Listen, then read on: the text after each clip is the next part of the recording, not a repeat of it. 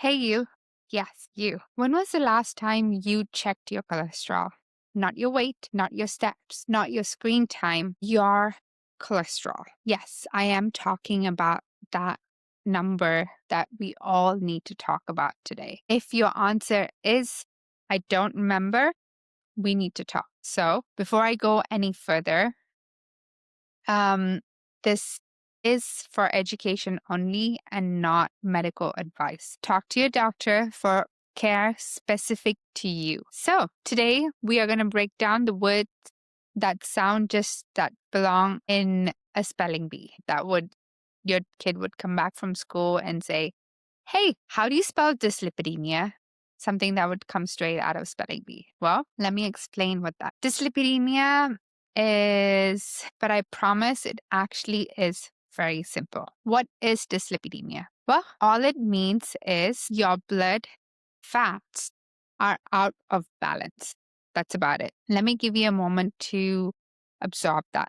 That could be high cholesterol, high triglycerides, or low good cholesterol, which is called the HDL. So basically, your blood is doing a little too much or not enough in the wrong places. Well, when does adult screening needs to happen? So when do we actually check it? Recently, I read an article published about when we should actually begin, or doctors should begin testing for dyslipidemia. So in that study, it says that you should actually start at the age of 20. Yes, 20 years old. Yes, not 40, not 50. As long as you are 19 and above, you should get it checked out. And if everything looks good, you check it again every 5 years. So inspection. And definitely more than you check your email that you pretend you didn't see. So children screening. Now here's the part that surprises people. Kids, yes. So in that article, they actually said if the kids have never been tested, they should be screened between the ages of 9 and 11. So what does that mean? Does that seem young? Sure. But they're saying that cholesterol is something that happens throughout a lifespan of a person. So if we actually do find out that the kid's LDL is higher, which is a bad cholesterol, between the ages 9 and 11, you can actually do lifestyle modifications or take the necessary precaution that is needed to help them now. Arteries don't clog up overnight. It doesn't start at the age of 39 or 40 like the texts say. Proactive and being preventative is the way to go. Some cholesterol conditions, actually run in families. And if there is a strong family history or concern for genetic cholesterol issue, we don't wait. We test earlier at any age.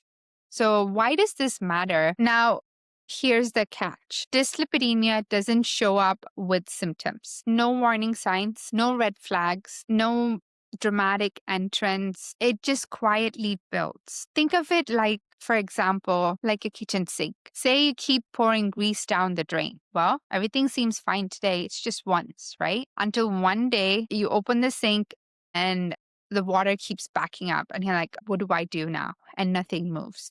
Well, unfortunately, you can actually call a plumber or change the pipes out in your house, but you can do that with your arteries. Well, you can. You go see a cardiologist, and there are some tests and procedures you can do, but it isn't as easy as changing the pipe out in your house. This is where preventative measures take effect, and we need to find this out sooner than later. So think of it like this.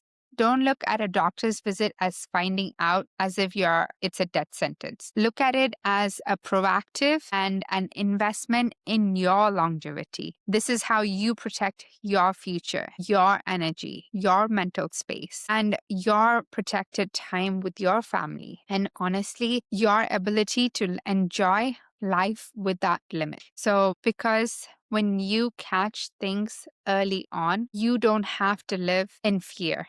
You live longer and you live better. So here's your cheat sheet. Dyslipidemia is basically imbalance of blood fats. When do you start testing? So adults after the age of 19 and every 5 years you get tested.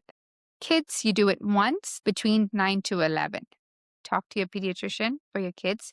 If they are between the ages 9 to 11, get tested to see where their lipid levels are.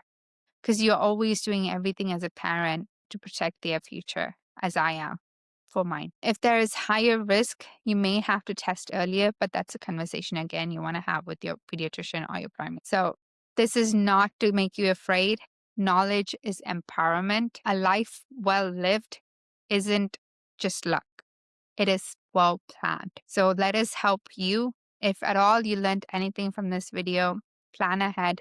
Preventative measures will lead to a lifetime of happiness and a better lived life. And your heart is where the plan needs to begin. And here on the beat, I'm Priya. We break it down into small bite-sized pieces so you can understand better and you can live a happier, longer life for your family. So you can take control of your health and you are in charge without feeling overwhelmed. I'm Priya and this is On the Beat with Priya. Thank you for listening to me as always. Until next time. Bye.